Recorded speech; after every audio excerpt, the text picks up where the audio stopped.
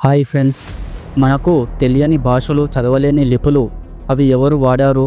దేవతల, అసురుల లేక ఋషుల? ఈ రహస్య లిపులు దేవనాగరి, దైవలిపి, అసురలిపి, పిశాచలిపి.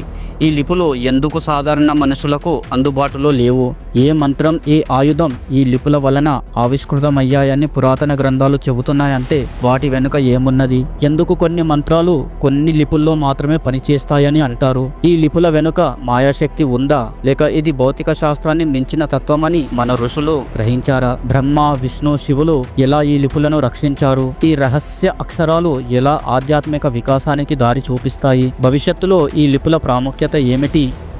ఇది కేవలం వీడియో కాదు, ఇది ఒక జ్ఞాన యాత్ర. మర్చిపోయిన జ్ఞానాన్ని తిరిగి గుర్తు చేసే ప్రయత్నం. మన ప్రాచీన గ్రంథాలలో దాగి ఉన్న లిపుల రహస్యాలను ఈ వీడియోలో మనం తెలుసుకోబోతున్నాం. ఇప్పటి వరకు మీకు ఎవ్వరూ చెప్పని నిజాలు ఇప్పుడు ఇక్కడ డిస్కస్ చేయబోతున్నాము. ఇలాంటి మరిన్ని ఆధ్యాత్మిక విశేషాల కోసం మా ఛానల్ సబ్స్క్రైబ్ చేయండి. మీరు ఈ వీడియో చూశాక నచ్చినట్లయితే తప్పకుండా లైక్ చేయండి, షేర్ చేయండి అండ్ కామెంట్లో మీ అభిప్రాయాలు తెలియచేయండి. ఫ్రెండ్స్, వీడియోలు ఎంతో కష్టపడి ఎంతో టైం స్పెండ్ చేసి చేస్తాము కాబట్టి మీ ఒక్క లైక్, ఒక్క కామెంట్, ఒక్క షేర్ మరియు ఒక్క సబ్స్క్రైబ్ మాకు ఎంతో సంతోషాన్ని ఇస్తుంది. సో మీరు తప్పకుండా సబ్స్క్రైబ్, లైక్, కామెంట్, షేర్ చేస్తారని ఆశిస్తూ మనం ఇక వివరాల్లోకి వెళదాము. ఒకసారి కాలం కూడా కొలచలేని ఒక పురాతన కాలంలో హిమాలయాల్లో మంచు పర్వతాల మధ్య ఎవరూ అడుగుపెట్టని ఒక గుహలో ఓ మహర్షి గాఢ తపస్సు చేస్తున్నారు. ఆ గుహలో చుట్టూ నిశ్శబ్దం ఉంది, కానీ ఆ నిశ్శబ్దంలో ఓ శక్తి తేలియాడుతుంది. కనిపించదు కానీ అనుభవించదగిన శక్తి. మహర్షి ఎదుట ఒక పాత తాళపత్రం ఉంది. అతడు గోధుమ రంగులో ఉండే ఒక ప్రత్యేకమైన ద్రవంతో రాస్తున్నాడు. కానీ అతను రాసే అక్షరాలు సాధారణమైనవి కావు. వాటి నుంచి వెలుగుతోంది. ఒక్క అక్షరం రాసిన వెంటనే అది తాళపత్రంపై వెలుగు రూపంలో ప్రయాణిస్తుంది. ఇది మనం రోజు మాట్లాడే భాష కాదు, మనం చదివే లిపి కాదు. ఇది దైవలిపి, దేవతల భాష.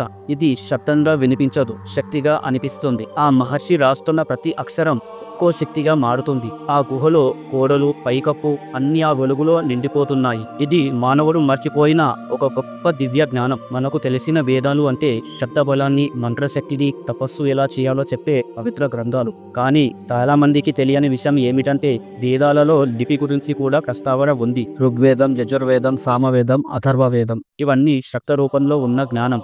కానీ ఈ శబ్దాలకు రూపం ఇచ్చే అక్షరాలు అంటే లిపులు కూడా వేద జ్ఞానంలో భాగమే. ఋగ్వేదంలో కొన్ని పేర్లు కనిపిస్తాయి. ఉదాహరణకి దైవలిపి, మాగరలిపి, అసురలిపి, పిశాచలిపి. ఈ పేర్లు నేరుగా లేదా పరోక్షంగా వేదాల్లో కనిపిస్తాయి. కొన్ని పురాతన గ్రంథాలలో ఇలా చెప్పబడింది: ఒక మంత్రాన్ని సరైన లిపిలో రాయకపోతే అది వినిపించడానికి బాగానే ఉండవచ్చు, కానీ దాని శక్తి పని చేయదు. అంటే లిపి తప్పిదం వల్ల మంత్రశక్తి నశిస్తుంది. ప్రతి అక్షరం శక్తితో నిండినది. ప్రతి లిపి ఒక శక్తి రూపం. దైవలిపి శివుడికి, విష్ణువులకి ఇష్టమైన భాష. నాగరలిపి మానవులకు అనువైన భాష. అసురలిపి రహస్య విద్యలో, తంత్రాల కోసం ఉపయోగించబడుతోంది. పిశాచలిపి ప్రమాదకరమైన శబ్ద భాష.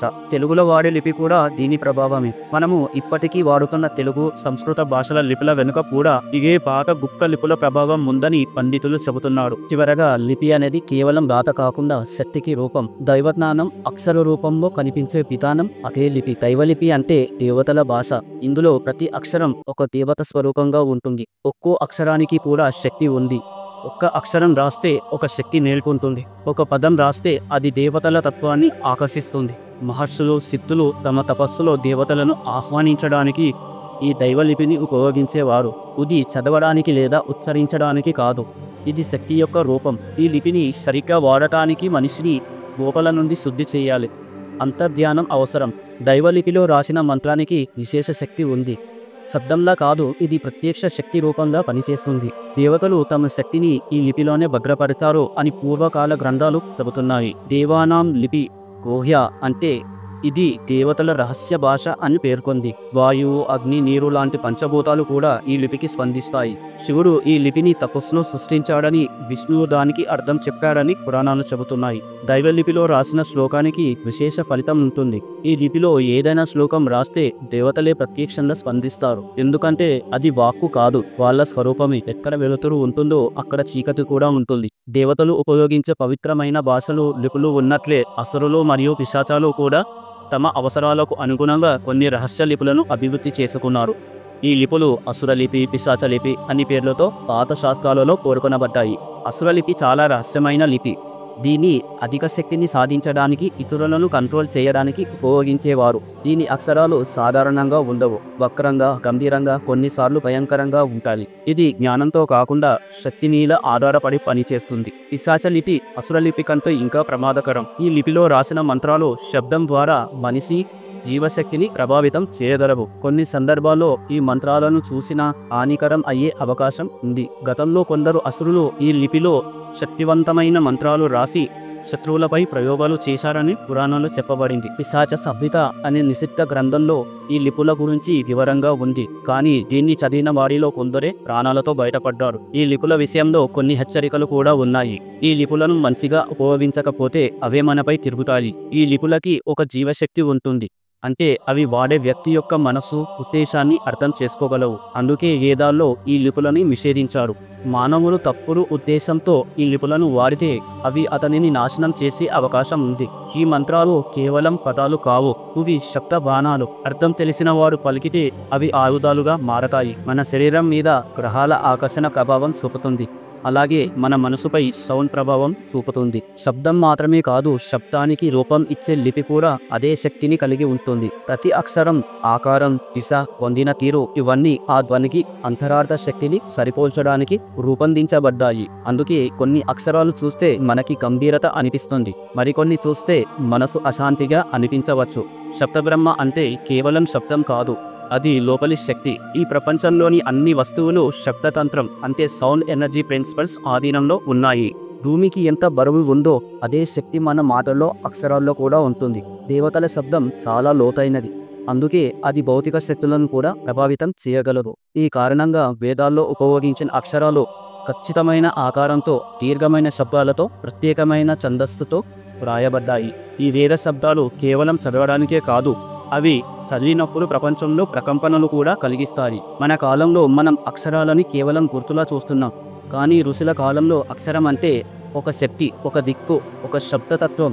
శబ్దం అంటే ప్రకంపన, లిపి అంటే ఆ శబ్దానికి ఇచ్చిన రూపం. అందుకే శబ్దం అంటే శక్తి, లిపి అంటే శక్తి రూపం. ప్రపంచం ప్రారంభంలో ఆ పాతకాలంలో మనుషులు కొన్ని ప్రత్యేకమైన లిపులను బాగా తెలుసుకొని వాటిలో ఉన్న శక్తిని జాగ్రత్తగా గమనించేవారు. పురాణాల ప్రకారం ఈ లిపులు మన సంస్కృతి, శక్తి మరియు సామర్థ్యానికి మూలాలు కావు. కానీ నెమ్మదిగా మనుషులు వాటి పట్ల శ్రద్ధ కోల్పోయారు. ఆకాంక్ష, మాటల గొప్పతనాన్ని అర్థం చేసుకునే గౌరవం లేకపోవడం వల్ల ఈ లిపులు మనుషుల చేతుల్లో నుంచి జారిపోయాయి. వాటిలో ఉన్న శక్తిని గుర్తించకుండా వాటిని వాడడంలో ఆసక్తి తగ్గిపోయింది. శక్తిని గౌరవించడంలో కూడా మనిషి వెనక్కి వెళ్ళిపోయారు. దీంతో ఆ లిపులు మానవులకు అందని వాటిగా మారిపోయాయి. కొన్ని పురాతన గ్రంథాల ప్రకారం ఈ లిపులు కాలక్రమంలో మాయమయ్యాయని చెబుతాయి. పురాణాల్లో చెప్పినట్లుగా కొన్ని లిపులు శకుల చేతుల్లోకి వచ్చాయి. ఒకసారి అసురులు వాటిని దొంగిలించడంతో మనుషుల పట్టు వాటిపై మరింత తగ్గిపోయింది. భారతదేశ విభజన, భూసంబంధిత మార్పులు, సాంస్కృతిక మార్పులతో ఈ లిపుల ప్రాముఖ్యత పూర్తిగా తగ్గిపోయింది. పూర్వజ్ఞానం విలువ కోల్పోయింది. మనిషి మేధస్సులోనూ అది దాచబడింది. ఇది కేవలం కాలంతో జరిగిన మార్పు కాదు, ఇది మానవులు స్వయంగా ఒక గొప్ప శక్తిని కోల్పోయిన విషాద కథ. నిజంగా చెబుతాను, వేదాలు మరియు లిపుల్లో ఉన్న శక్తిని ఉపయోగించగలిగే అద్భుత సాధనాలు ఉన్నాయి. ఇవి కేవలం ధన సమస్యలు లేదా భూవనరుల దోపిడీకి పరిష్కారాలు కావు, కానీ మానవుడు వాటిని పూర్తిగా మర్చిపోయాడు. ఈ లిపులు కేవలం మానిపోయిన పాత జ్ఞానం మాత్రమే కాదు, ఇవి లోపల గాఢమైన శక్తి ఉన్న అద్భుతమైన రహస్యాలు. ఈ రోజుల్లో మనం ఎంతగా సాంకేతికంగా ముందుకెళ్లినా ఈ లిపులంతా ఏమి చెబుతున్నాయో ఇంకా పూర్తిగా తెలుసుకోలేకపోయాం. కానీ ఒక విషయం మాత్రం నిజం, చీకటి వచ్చిన తర్వాతే ఉదయం వస్తుంది కదా. అలాగే మనకు ఇప్పుడు కావాల్సింది పునరుద్ధరణ, అంటే మళ్ళీ ఆ దైవిక జ్ఞానాన్ని పొందే ప్రయత్నం చేయడం. పాతకాలంలో ఉన్న మహర్షులు, పూర్వీకులు చేసిన సాధన, పురాణాల రహస్యాలు, శాస్త్రాలు ఇవన్నీ కాలంతో పాటు మాయమయ్యాయి. కానీ ఇప్పుడు మనం మళ్ళీ ఆ రహస్యాన్ని తెలుసుకునే అవకాశం ఉంది. ఆధ్యాత్మిక శక్తి, శబ్దశక్తి, ఆలయ శక్తి ఇవన్నీ మనకు తిరిగి సహాయపడవచ్చు. కానీ మనం ముందుగా మనలో పశ్చాత్తాపం, శుద్ధమైన జ్ఞానం, ఆత్మపరిశుద్ధత పెంచుకోవాలి. మనస్సు ప్రశాంతంగా, భావోద్వేగాలు లేకుండా ప్రకృతితో కలిసిపోయేలా ఉన్నప్పుడే ఈ రహస్యాల శక్తి మళ్ళీ ప్రబలుతుంది. నీకు తెలుసా, ప్రపంచంలోని కొన్ని ప్రాచీన స్థలాలు, వేదాలు, పాత సాధన పద్ధతులు ఇవన్నీ మళ్ళీ ఈ జ్ఞానాన్ని తీసుకు వచ్చే మార్గాన్ని సూచిస్తున్నాయి. ప్రశాంతత, శుద్ధత, ఆధ్యాత్మిక అభివృద్ధి ఇవి మనకి ఆ లిపులను తిరిగి తెచ్చే మార్గం. అయితే ఇదంతా సాధ్యమయ్యేది ఒక్క స్పిరిచువల్ మార్గంలోని. ఈ లిపులను సరైన దిశలో వాడకపోతే అవి పూర్తిగా మాయమైపోతాయి. గతంలో ఆ రహస్యాల్ని తెలిసిన వారు ఇప్పుడు మన కోసమే ఒక వెలుగుల మార్గంగా మారిపోయారు. ఈ లిపుల శక్తి మనకు ప్రపంచాన్ని మార్చే అవకాశం ఇవ్వగలదు. వివిధ జీవన శైలుల, సాంస్కృతిక పరిణామాల మధ్య ఈ లిపులు తిరిగి మన జ్ఞానంలో ప్రణాళికలను చేరుస్తాయి. మనస్సు, శబ్దం, శక్తి ఇవి మన రోజువారీ జీవితంలో లేకుండా ఉంటే మనం ఆధ్యాత్మికంగా మరియు మానసికంగా దారి తప్పుతాం. ఈ లిపుల రహస్యాలు, వాటి ప్రత్యేకమైన శక్తులు మానవత్వానికి ఒక కొత్త దారిని చూపిస్తాయి. ఆ లిపుల ఆధారంగా మనం శాంతిని సాధించవచ్చు, శక్తిని సమర్థవంతంగా ఉపయోగించవచ్చు మరియు సమాజానికి సేవ చేయవచ్చు. ఒక యుగం ముగియాలని, ఒక కొత్త యుగం మొదలవ్వాలని ఈ లిపుల ప్రభావం అర్థం చేసుకుని ప్రతి మనిషి యాత్ర ప్రారంభమవుతుంది. శక్తి, శాంతి, విజయం ఈ లిపుల ద్వారా మనం ఈ లక్ష్యాలను సాకారం చేసుకోవచ్చు. ప్రపంచ మార్పు, మానవ హితం మరియు సామాజిక భవిష్యత్తుకి ఈ లిపులే సరైన మార్గం. ఇది కేవలం అదృష్టం మాత్రమే కాదు, ఇది ఒక ఆధ్యాత్మిక పునర్జీవనం. ప్రతి దశలో మానవ అభివృద్ధి, మానవ విలువల పునర్నిర్మాణం అన్న ఆలోచనలు మరింత శక్తివంతం అవుతాయి. వేదాల ఆధారంగా రాసిన ఈ అక్షరాలు ప్రకృతితో అనుసంధానం చేస్తూ మనిషి ఆత్మనిలయం పొందుతాయి. సమాజం మొత్తం ఈ జ్ఞానాన్ని ఆచరించకపోతే అది నిజంగా మార్పును తీసుకురాదు. కానీ ఎవరికైనా ఈ లిపుల గురించి జ్ఞానం దక్కితే అది ప్రపంచవ్యాప్తంగా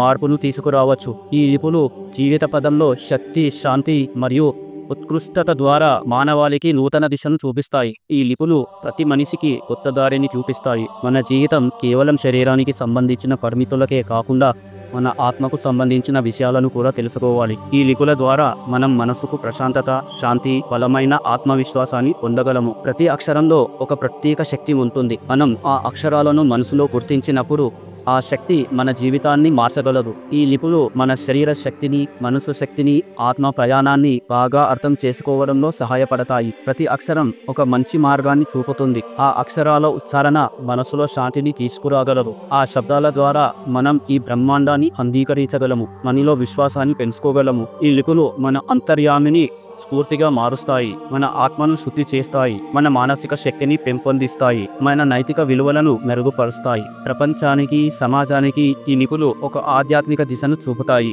కేవలం మనసులకే కాకుండా ప్రతి జీవి ఈ శక్తివంతమైన లిపుల ప్రభావంతో శాంతియుత జీవితం గడపగలుగుతుంది. ఇలా మనం మన వ్యక్తిత్వాన్ని మెరుగుపరుచుకుంటూ ఆధ్యాత్మికంగా ఎదుగుతాం. ఈ లిపులు కేవలం ఒక్క వ్యక్తి జీవితాన్ని మార్చకుండా మొత్తం ప్రపంచాన్ని మార్చే శక్తి కలిగి ఉన్నాయి. ఇప్పటి సమాజానికి కూడా ధర్మం, శాంతి మరియు సోదరభావం వంటి విలువలు కూడా చాలా అవసరం. ఈ లిపుల్లో ఉన్న ప్రత్యేక శక్తి మనల్ని జ్ఞానం, పరస్పర గౌరవం మరియు సమగ్రత వైపు నడిపించగలదు. మీకు తెలుసా, ఈ అక్షరాలలో శాంతి, ప్రేమ, ఐక్యత అని శక్తులు దాగి ఉన్నాయి. ఇవి మనకు మంచి మార్గం చూపుతాయి. ఈ లిపులను పురుగులు, నృత్రులు, మంత్రాలుగా ఉపయోగించడం ద్వారా సమాజంలో కొత్త ఆలోచనలు వస్తాయి. ప్రతి వ్యక్తి ధ్యానంలో, ప్రతి శబ్దంలో, ప్రతి అక్షరంలో శాంతి ప్రారంభమవుతుంది. మన సమాజం మరింత ఐక్యంగా, శాంతియుతంగా మారుతుంది. ఈ లిపులు ఆధునిక ప్రపంచానికి మంచి మార్పులు తీసుకురాగలవు. ఇవి మంచితనం మరియు చెడుతనం మధ్య ఉన్న అడ్డుపుల్లలను తొలగించి ప్రేమ, భావోద్వేగం మరియు ఆధ్యాత్మికతతో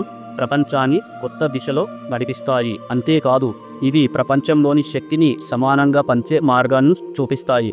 ఈ లిపులు మనకు మళ్ళీ సత్యం, నీతి, ఆత్మ గౌరవం వంటి విలువలను గుర్తు చేస్తాయి. ప్రపంచం మారాలంటే మనం ఈ లిపుల పవిత్ర శక్తిని అన్ని ధర్మాలలో పద్ధతుల్లో పాటించాలి. ఇలాగైతే ఈ లిపుల వల్ల ప్రపంచం ఒక శాంతియుత, ఐక్యమైన స్థితికి చేరుతుంది. ప్రపంచంలో మనకు కనిపించే మార్పులు బయట కనిపించేవే, కానీ అసలైన మార్పు మన లోపలే జరుగుతుంది. ఈ లిపులు మన ఆధ్యాత్మిక ఎదుగుదలకి చాలా ఉపయోగపడతాయి. అవి మనలో బలమైన మార్పును తీసుకురాగలవు. మనిషి ముందుగా తన శరీరాన్ని, తర్వాత తన మనస్సుని, చివరికి తన ఆత్మను తెలుసుకోవాలి. ఈ లిపులు మనను ఆత్మజ్ఞానం దిశగా నడిపిస్తాయి. ప్రతి అక్షరం మనలో ఉన్న శక్తిని తేజపరుస్తుంది. ఇవి కేవలం చదివే పదాలు కావు, ఇది మన ఆత్మలో వెలిగే ఒక కాంతి వంటివి. ఈ కాంతి వల్ల మనం మన ఇంద్రియాలపై నియంత్రణ పొందగలం, మన కర్మల బంధాల నుండి విడిపోవచ్చు, మన ధ్యాన స్థితిలో జీవించగలం.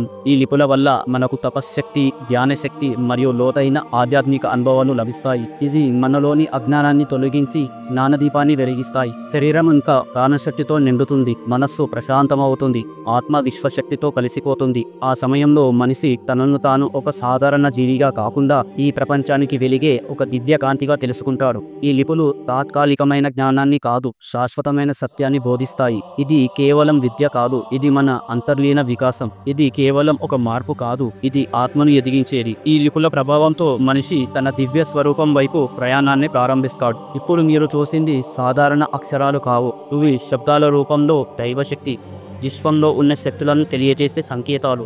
ఈ రహస్య లిపులు ప్రాచీన కాలంలో కొంతమంది గొప్ప ధ్యానస్తులకి మాత్రమే తెలుసు. ఇవన్నీ చీకటి మూలాల్లో దాగి ఉన్న గుప్త భాషలు. ఈ అక్షరాలు, ఈ శబ్దాలు ఒక వ్యక్తిని కాదు, ఒక సంస్కృతి, ఒక యుగాన్ని ప్రభావితం చేయగలవు. ఇప్పుడు మనకు కొన్ని ప్రశ్నలు తలెత్తుతాయి. ఈ లిపులు మళ్ళీ వెలుగులోకి వస్తాయా?